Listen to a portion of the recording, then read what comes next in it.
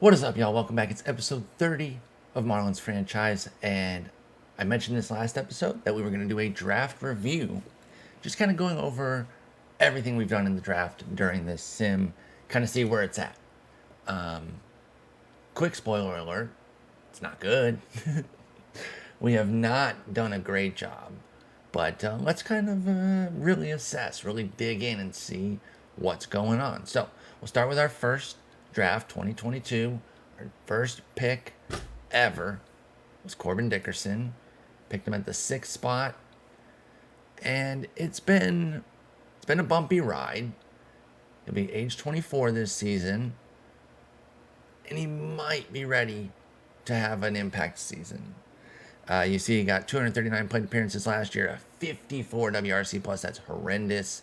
He does still have the speed and defense that kind of make him at least a good fourth outfielder. But you see here, we've got 10 points of potential contact, 5 of power, 5 on I, and 10 on avoid Ks.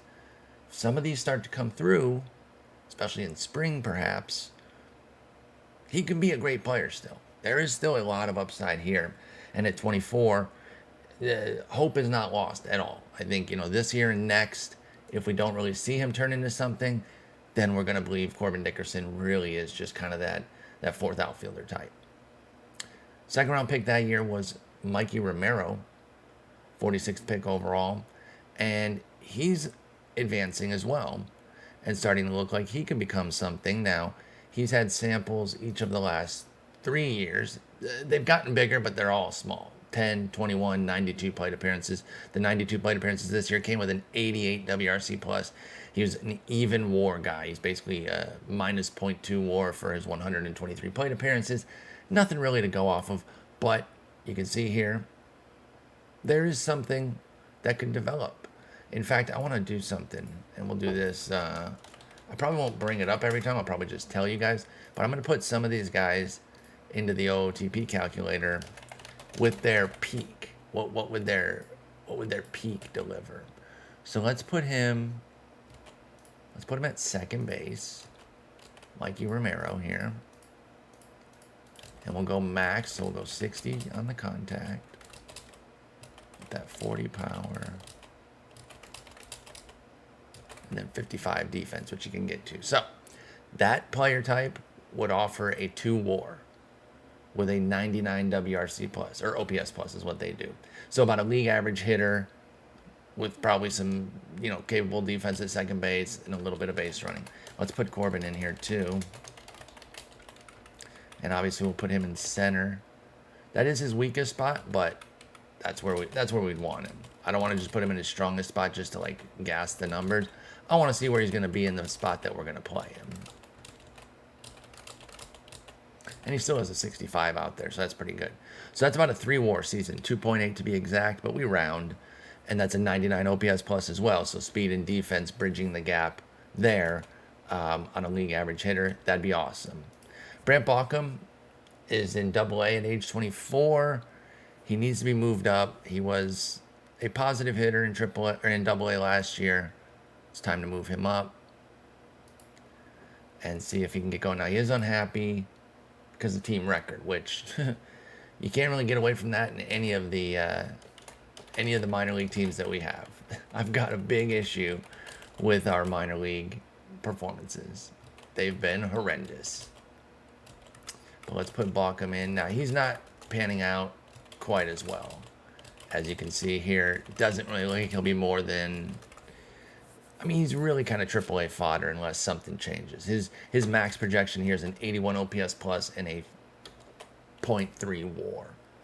Now, when we drafted him, he had a 55 upside, and the contact was slated to be a good bit higher. And that just hasn't come to fruition. Defense, he's built his defense up. I don't know what his defensive projection was when we first got him, but he's on the cusp as he pretty much need to figure out a talent change this year. He does have the adaptability and work ethic that could maybe do it, but someone needs to extract an extra level of talent out of him. Maybe a AAA coach can do it. Otherwise, he might hit some Major League cups of coffee, but that's about it for Brent Bockham. Cutter Coffee. I'm not going to put everybody into the projection machine here because, first off, it would take forever, but also some of them you can start to eye and be like, okay, this wouldn't be too much different than Bockham. But he is ahead of schedule on Bockham. The 55 gap power certainly helps, although gap is not like the greatest attribute that I look for. He was in AAA last year, not great, but he'll be there again this year, and we'll see if Cutter Coffee can figure some things out. He plays a bunch of spots, none of them particularly well except for first base.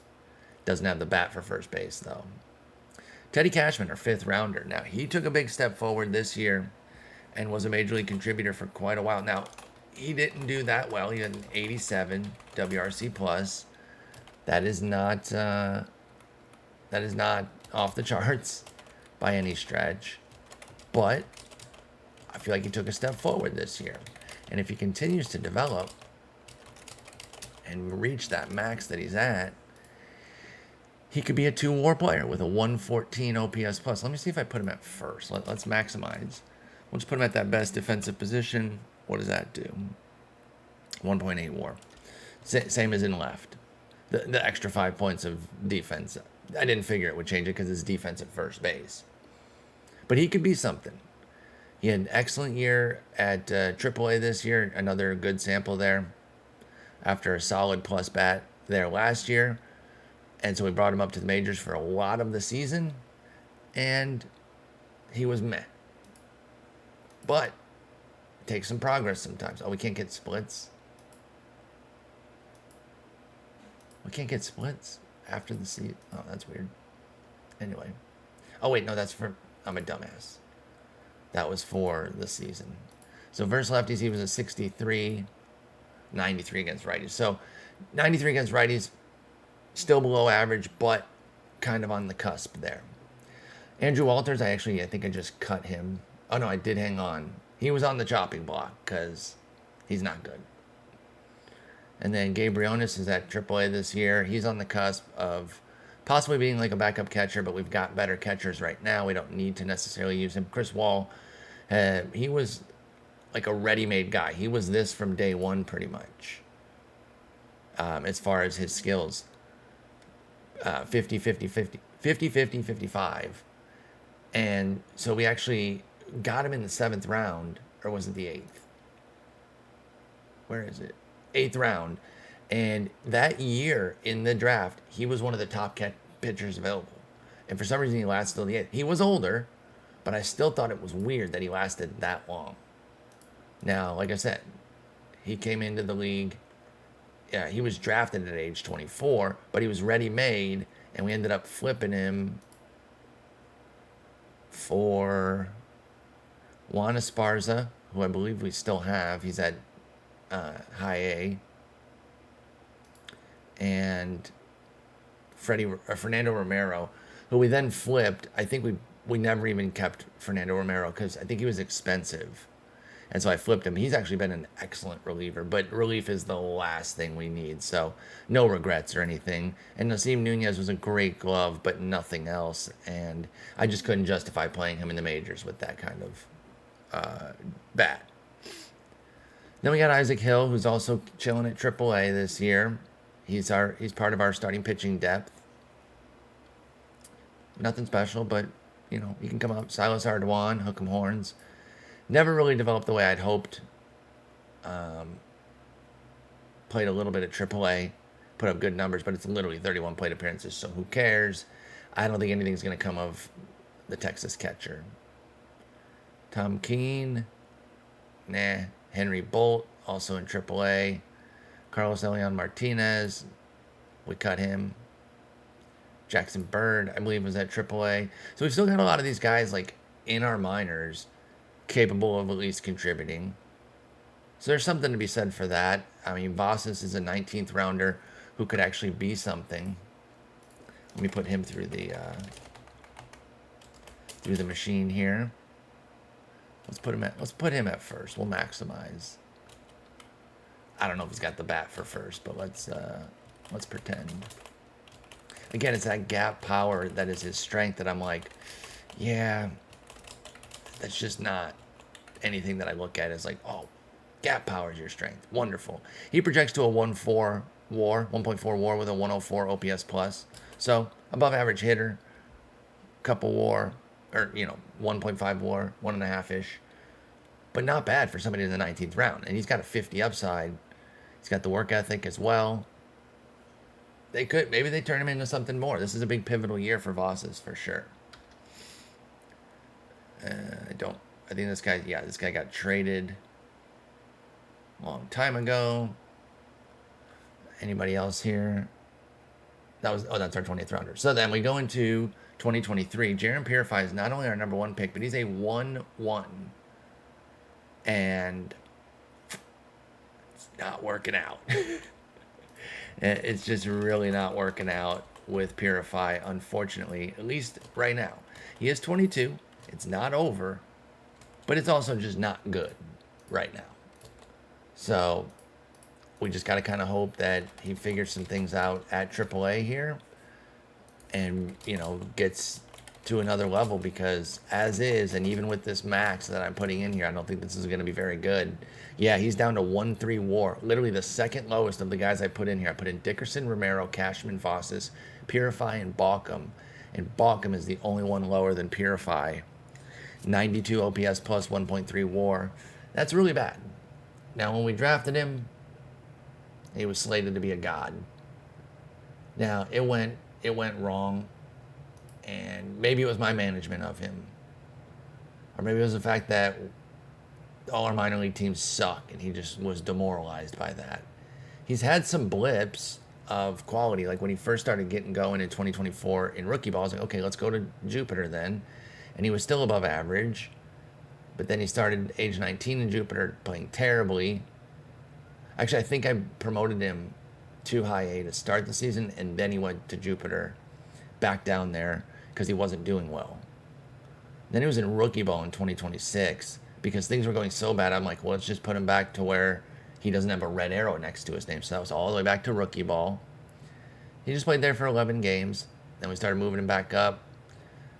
And I don't know. I'm at a loss. He's in AAA now. He's going to be there for the foreseeable future. Can something happen? He's a spark plug with work ethic and adaptability. I'm not ruling this out, but it will take Chad Kreuter and company being great. Chad Kreuter and Jingbo Sao. I'm not sure if I'm saying that last name properly, pardon me.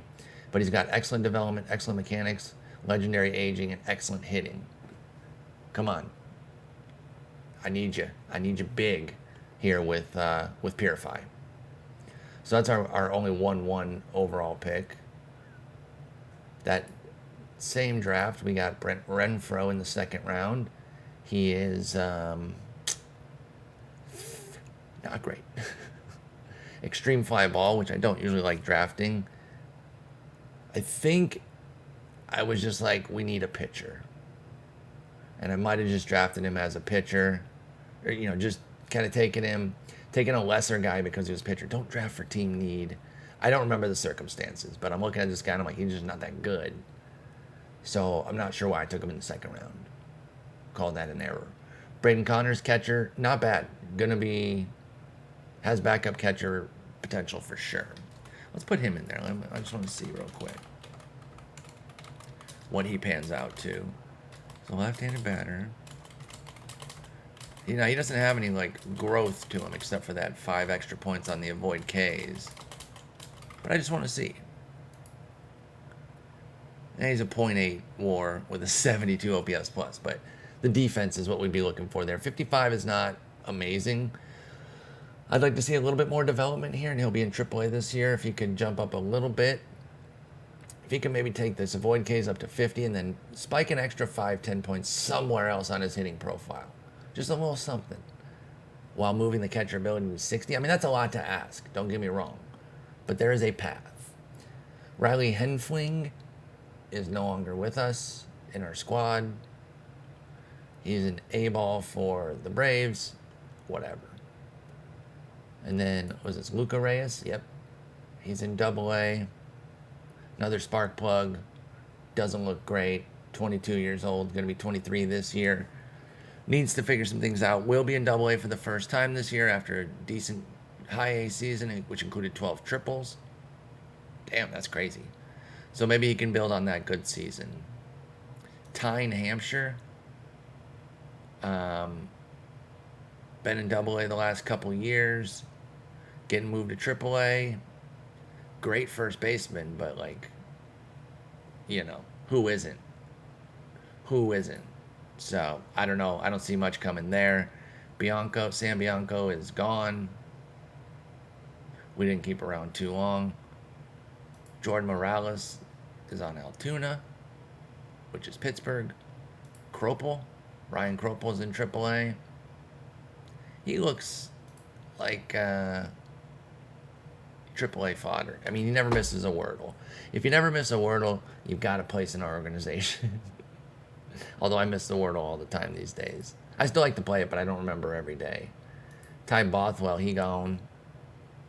He had great stuff, but extreme fly ball, and I didn't give him much time, it doesn't look like. Oh well. Wait, did I move Bothwell? Oh yeah, we moved him quickly. So it wasn't us. It wasn't our fault. But yeah, he was an 11th round pick. JC Vanick is somebody that we do still have. He's in Double A. I don't really think much is going to change here. He had a decent outlook a while ago, I think. I guess he was always like a 40, but that 60 contact when I drafted him, obviously that was... Oh, wait, hang on. When did we draft him?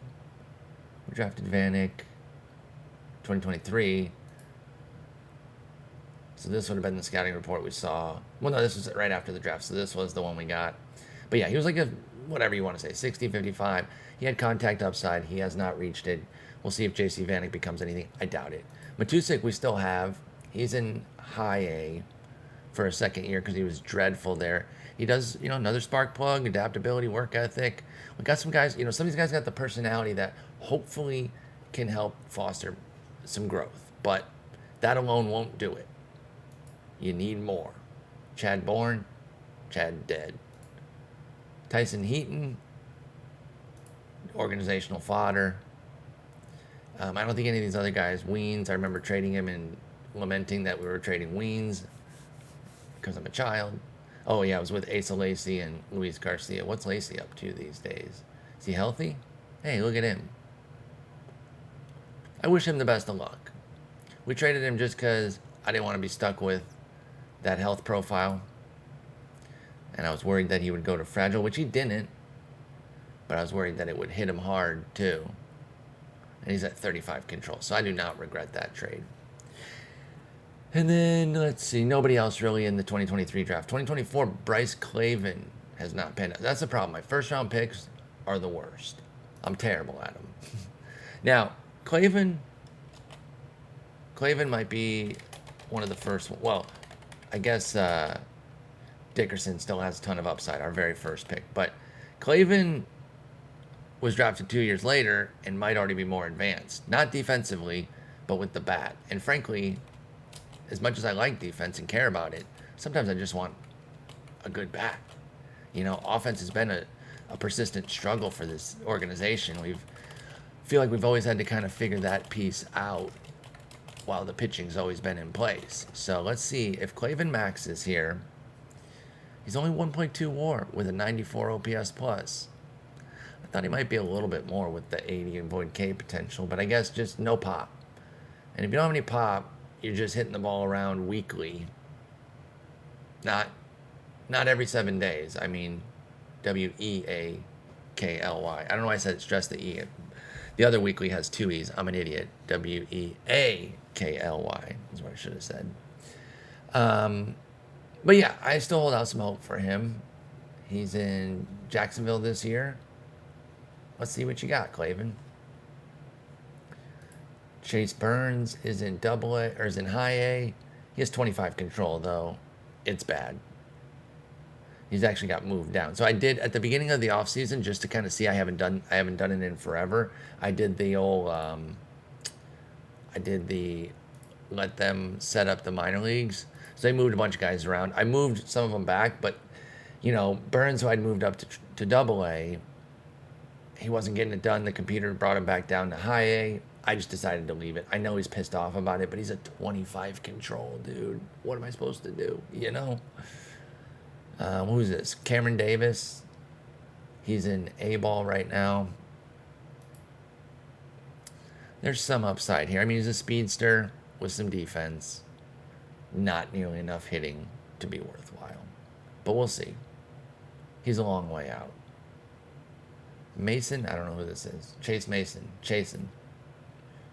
How'd we get rid of this guy? We simply cut him.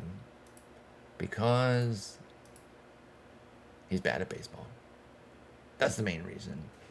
Seriously, just no hitting capability whatsoever. Sorry, Chase. And then we have Ely, also gone. Man, we've cut more guys from this draft, and a 4th and a 5th rounder. They're both retired. We have more guys that are retired from the 2024 draft than the 2022 one. Yikes. Kelly Austin's in AAA, part of our pitching depth. Not terrible, but not great. Has the great personality, though, that could be more still. 27, time's kind of ticking. Probably need this year to really jump something, but I'm not really holding out hope as more than just, spot start filler if we needed it. Would probably get beat up a bit, but could be an arm. Rowan Kelly is a little bit of a hope in a 7th rounder. He had a great season at A-ball, which is very rare because they have such a bad record that I feel like everyone just hates their life on the A-ball squad. And actually most of our minor league teams, because they're really, really, really, really bad records. So if a player does not respond to losing very well, they're going to die in our organization. And I don't know how to fix it. I mean, get more talent is the obvious answer, but even when I've been paying a ton of attention to it and trying to put a lot more talent out there, it seems to not be coming through. I put Rowan Kelly in. Again, when you have such low power, it is really difficult to generate a good projection. I even put the 45 power in. It's still only a 91 OPS plus. So, only so much you can do with below average pop. Pinellas, I remember we drafted because his defense was pretty good at the time, but he never had a bat, and he's 28 now. Sophia Villaruz Mawai, first baseman who can't really hit. Not a huge combo. Not a great winning combo. Slade Caldwell. Andy Perez is in high A for Philly. Will Carson's a free agent. Samuel Mendez. Samuel Mendez had a standout skill. I think he had just some good stuff. Oh, but yeah, he was that's right. He was old. When we drafted him, he was old. And we knew that hey, he might not be anything, but he threw hard. And I was like, fine, I'll do it. I don't care. It was an 11th round pick. Kavares Tears. I cannot believe how many guys from this draft are retired already. This was a very bad draft for me. Jackson Weber's in AAA. More organizational pitching depth. Straight 45s right now. 24 years old, though. Going to be 25 this year. Good personality. Who's our pitching coach? McNiven or whatever? Brooks McNiven. Outstanding, good, outstanding in terms of development, mechanics, and aging. Good pitching coach. Come on. Figure something out. Give Jackson Weber a new pitch. Actually, his stuff's pretty good. Why is it only a 45 when he's got 55, 50, 60 right now? That's weird, but maybe something for Jackson Weber. And then Manning. Who's that? Timmy Manning. He gone. Justin Bosland. It's unbelievable. Bo Ankeny. Austin Green. Yeah. I just drafted a bunch of trash, and I've already gotten rid of so much of it. Wow. I'm really stunned by how poorly I did this draft. Really bad. Really bad. 2025 draft. Jordan Cabbage stock. Just an amazing name. Actual name, did not change it. Now, he is coming off of a disaster in A-ball and high A combo season in both. So we're going back to A-ball. Going to stay there for a bit. He's only 21. He's got a long way to go. Let's see what cabbage stock would pan out to at peak right now. We'd put him in left, sure. Not much defense to speak of. He bats righty, yep. And then 45, 60. No speed either. Probably a DH, but let's see if the bat 91 OPS plus, even WAR. Literally gave him a 0. So, long way out though. I'm not giving up on him. Becerra, one of our top prospects right now, 84th overall in the top 100. Got some upside here. He's making the move to Double A. I really hope that we don't ruin Becerra.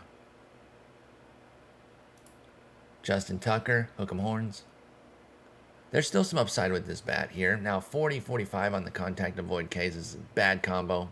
It's really tough. Did I draft him as a pitcher and switch him or something? Wait, why does he never play? Can somebody play this man? I mean, he's got bad ratings, I guess, but he's at rookie ball. Nah, we'll move him up. Actually, we shouldn't. He's really, really bad right now. But I guess he's not really playing at rookie ball because it's too cluttered. Well, he's 20. He'll get his time when he gets his time. Canizales, Jorge Canizales, nothing special there. Justin Bentley. At least we have guys on the, we still have these guys. Patello could be a 40, whatever. Connor Ashby is in Double A. Probably shouldn't be. I think I've moved him up based on age more than talent. He might just be a cut. I think the work ethic and intelligence is the only reason I'm keeping him around on the very faint, minute, pretty much non-existent hope that just something good happens. But there is no foundation. I mean, there's just none. We'll see. We might be cutting Connor Ashby. Brandon Davis, whatever. Tyler Pepperoni, great personality, and you'll see that as a through line here. And in case you're wondering, if you're like me and you kind of overrate the personality, which I've been better about, but still kind of lean toward, you'll notice we have tons of guys with the good personality traits. It's not perfect. It helps. It's not bad to have it, but don't ever think that it's just going to turn guys into something out of thin air. It's not. And that's kind of how I treated it last year in 2022. I would, last year's game, of course, not last season of our franchise. I would just draft guys like that and be like, well, they'll figure it out because they've got a great personality. And it's like, well, their skills are dog shit, dude. And think about it in real life, right? Honestly, some of the smartest players, some of the more thoughtful players in baseball are some of the lower talent guys. Some of the biggest meathead dipshits are the best players. And it works the other way, too. There's brilliant guys who are awesome, Joey Votto, and there's dipshits who are terrible, which obviously makes more sense. You expect it when a dipshit's terrible, but it's like it still comes down to your talent. Still comes down to your talent above anything else. The work ethic can help you maximize your talent. It cannot give you talent, though. So, just a general PSA on that. You'll still see it as a through line in my drafts, but I don't think it's magic anymore. I used to kind of treat it like magic and draft it at all costs. I still try to avoid low work ethic, but if they got everything else there and they just look like a, damn near a can't miss, I'll be open to taking it, but it is very rare. I used to have to take high work ethic. Now I'm open to normal. It's fine to take normal, but last year, I don't think you'd see me drafting anybody who wasn't high work ethic. Nothing else left from the 2025 draft. Let's look at 2026. Kevin Youngblood was our top pick that year, and I don't know about that. Let's see what he could become. Not much with the 35 movement, I'll tell you that right now. They think he could be a 463 FIP, 1.2 WAR. That's actually better than I thought, if I'm being honest. It's because 60 stuff can kind of carry the day. If he can figure out the movement, give me that movement to like a 45. I'll go 60, 45, 45, turn him into a stopper. But he's 19. We're a long way from that. I'm not too worried about him. He should be firmly entrenched in their rotation here. Whichever league he was in. Did they move him to a DSL league? Or did I just miss him? Oh, he's in rookie. Oh, they're not starting him. I disagree with that. I disagree wholeheartedly with that. Although, okay, not Baca. Jesus Baca. Jesus Kaka. No shot. Get out of here.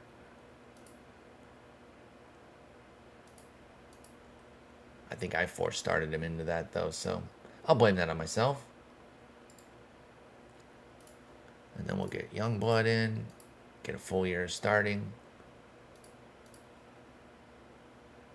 And boom. We'll see how that goes. He was horrible last year. And the year before. But we'll see how he does this year. That's Kevin Youngblood, our #1 pick from the past season. Or, excuse me, from 2 seasons ago. And then we got John Chapa. He looks like he could be really solid. Let's put him in here. He's got ground ball tendency, which is nice. 50-50, 55. You know, just pretty standard stuff there. Nothing too crazy. Yeah, they got him for a 415 WAR, a 415 FIP and a 2.3 WAR. If he pans out, he can be really nice. Chapa's looking good. He's a top prospect. Now, was he starting in that rotation too? Because he needs to be, if not, and I don't remember from 2 minutes ago when I looked at it. Chapa, we need you. Now, they did have a lot of good guys starting. Guys that, like, you know, some of our best potential guys. But should Juan Perez not be starting and try to figure out a changeup? Because he has 60 stam. I don't know. Willie Gonzalez, same thing. I guess they're cutting to the chase with these guys that don't have the changeups, which I get. I do get that. Where's Chapa? Oh, they got him on the DSL team. Okay. Let me find that then. DSL 2. Fucking click that one more time, I swear to God. Okay, he is starting. Good. Good. Alright, so that's Chapa. Pardon me. Moving forward. Heinz. Ron Hines. Very raw. And could still be something, right?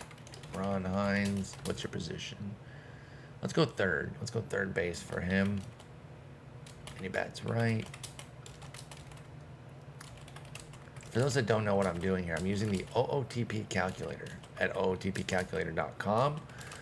And here, let me just show it real quick, because I said I wasn't going to have it up the whole time, but let me just show for those that don't know what I'm using here. I just realized, I was like, you know, some people might not have any clue what I'm doing. And that'd be kind of lame. So it's a great website, OOTPcalculator.com. Then you can click position calculator, position batter projections, or pitcher projections. And then you see here, I'm putting them all in. Now it's sorted by OPS plus. You can also sort by WAR. I mean, you can sort by whatever you want. I do WAR or OPS plus. So Ron Hines, second on this list now, 2.1 WAR. They really think he can become something. So we got something with Hines. Long way out. He's on the top prospect list. But he could be something. He's on FCL. Let's make sure he's got a starting role. Oh, we need a second catcher here, by the way. Hines. Where are you? Boom. Oh, they're starting him at shortstop. Let's not do that. Let's just put him at third. I was originally trying to get him shortstop burn just to be like, let's just maximize whatever he can at short. But he's only going to max at a 45 there. I would never play him. There we go. Does nobody else play catcher? The guy we're playing at catcher doesn't even play catcher. Oh, he does.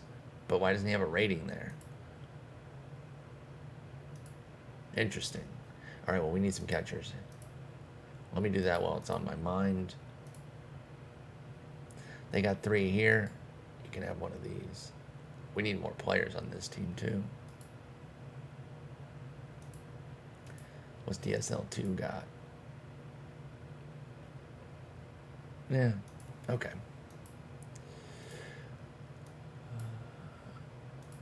We'll do that. Can you send guys down to the DSL? How's that work? Yeah, I didn't think so. What are the rules? Like, what is the... I don't know what the rules are. Is it an age-based thing, or do you have to be from the Dominican? I mean, that would make sense. But the guy we drafted, like Chapa, is not... Oh, he's Venezuelan. Okay.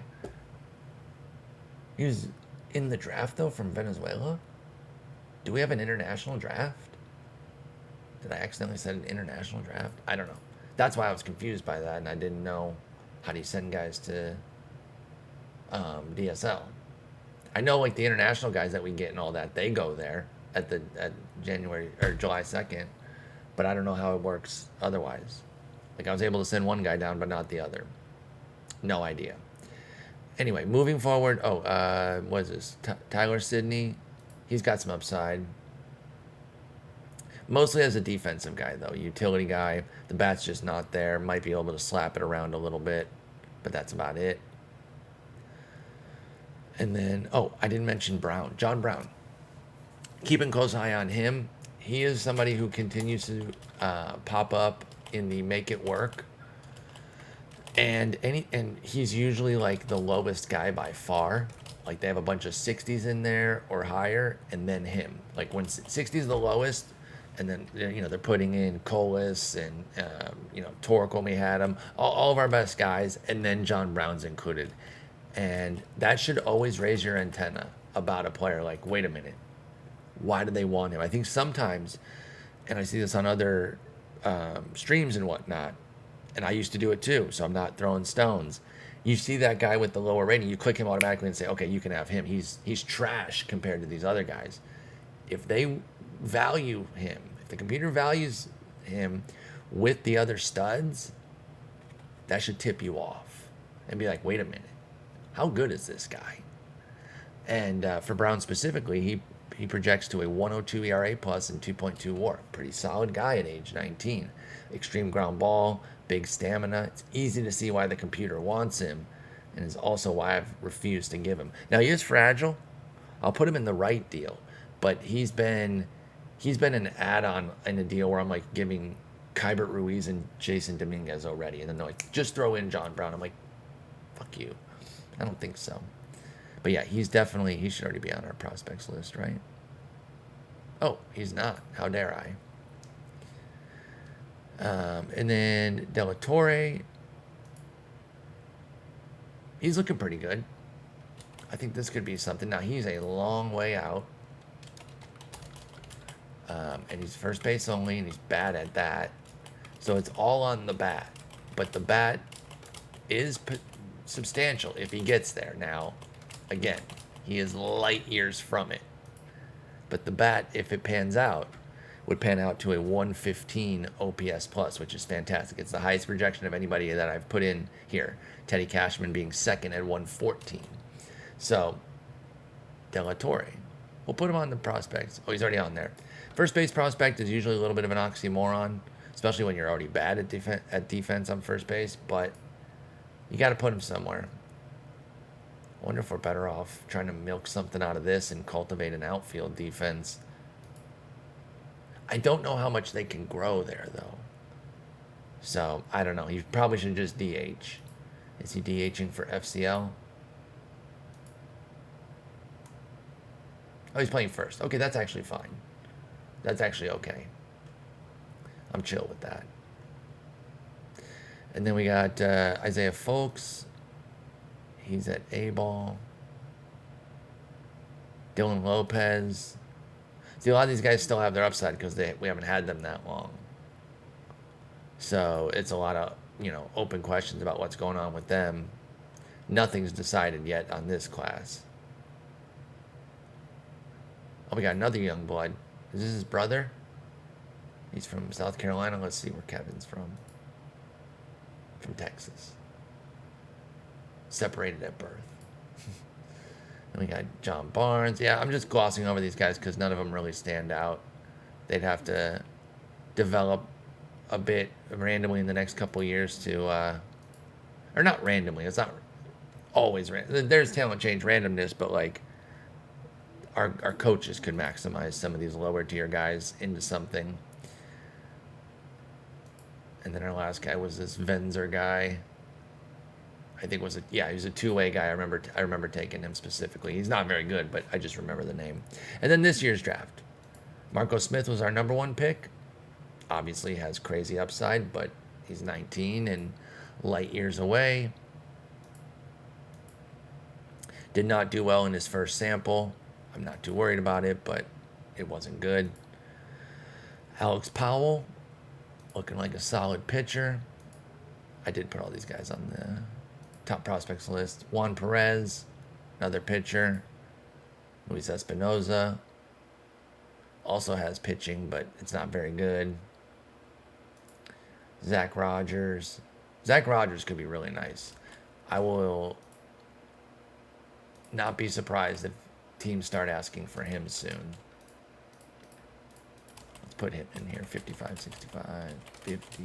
This is going to be pretty good, I think. Yeah, Rogers pans out for a 118 ERA plus a 361 FIP, 3.4 WAR. If he pans all the way out, he's got high upside. Let's see where they've got him most recently on the scouting. Escobedo also has 50 upside still. Again, this is the freshest draft. We're not even a year with these players, so they've all got crazy upsides that hopefully they keep, but we know that it's a long way from fruition. Corey Jones, Bobby Cabrera, amazing defense for the outfield, speed and defense. I mean, he looks like he can at least be Corbin Dickerson, right? But a long way out. He's a switch hitter too, which helps. Let's see what he pans out to.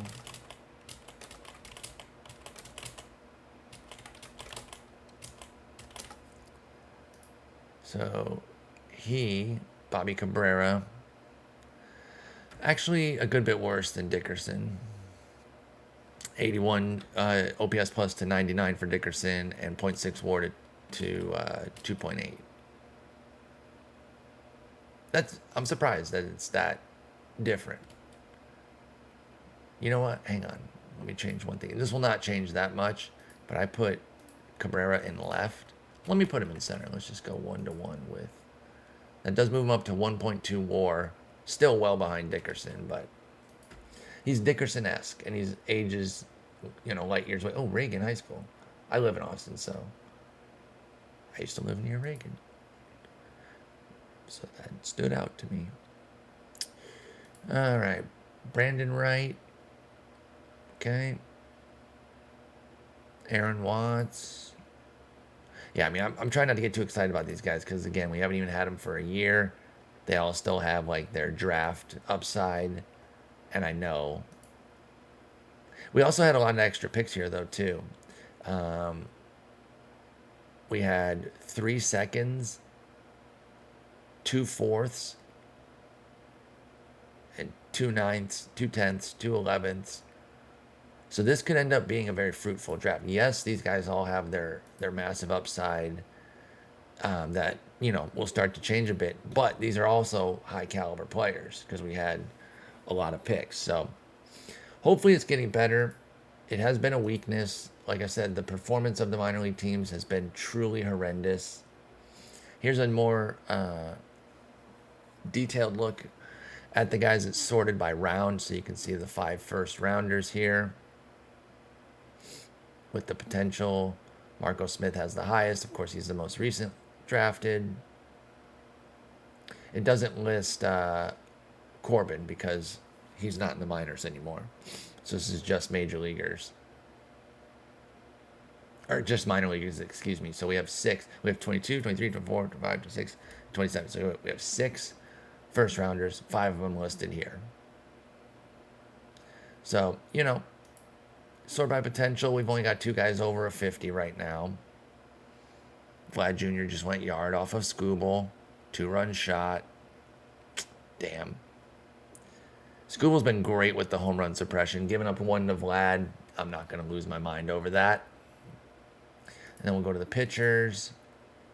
And we've got a lot more. We've got a bunch of guys 55 and higher. Let's do...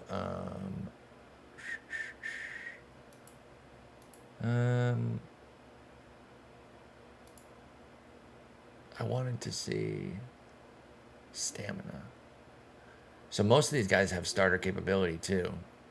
Well, not necessarily because they might not have the changeup. That's what it is. That's right. It's not just the stamina. You got to have 3 pitches too. So, anyway, that's an overview of our minors and our draft history so far.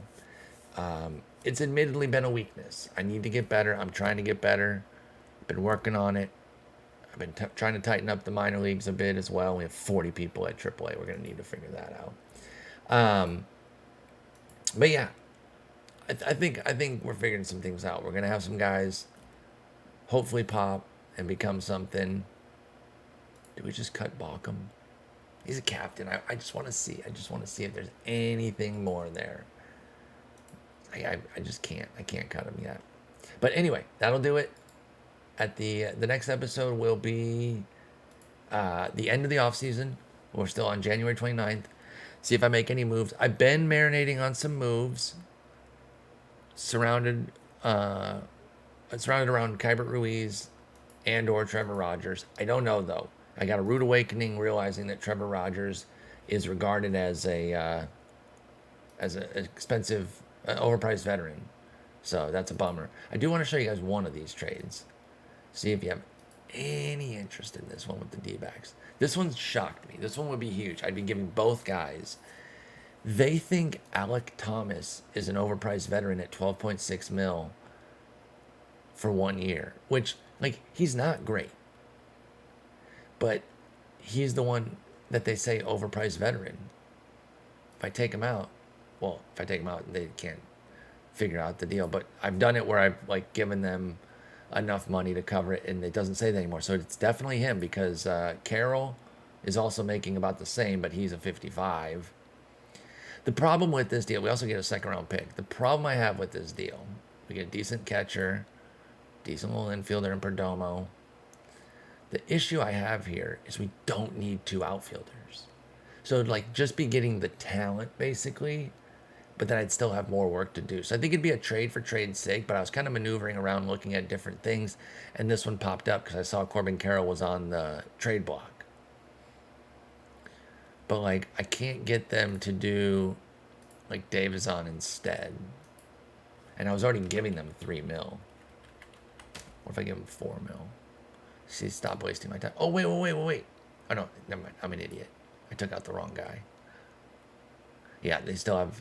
I thought I took out Alec Thomas and it was still saying it. So they wouldn't do that if we bring in Davison instead, which I get. I mean, I get it. See what I mean about John Brown? It's why would they want John Brown? Oh, because he's a beast.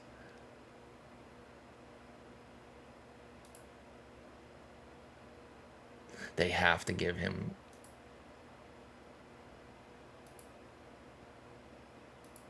That's That's crazy. Yeah, so I don't think so here. I just wanted to show it just to see. I just thought it was like an abundance of talent that, hang on, I don't want to have to give that much if I don't have to.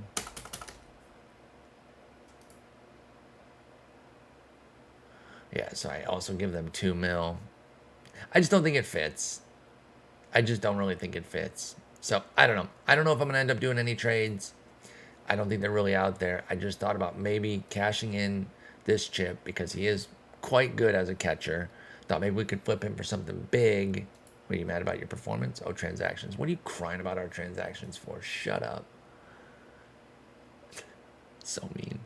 I thought maybe cashing him in. We got the Dooch. We could get maybe another catcher from another deal. And then maybe moving Rodgers' money, I thought might be a good idea. So I'm going to keep looking, but I don't know if it's out there. So anyway, hope you enjoyed this minor league review. Let me know if you have any tips on drafting and development. Development specifically, I don't think I'm drafting bad players. I mean, sometimes I do, for sure. But I don't think like my fundamental processes on drafting, I don't think they're bad. I really don't. And if you disagree, please feel free to put me in my place. But that's not the part I think is the problem. I think it's once I get them, turning them into the skills that they have has been the issue. So anyway, 2028 going to be starting next time out. Peace.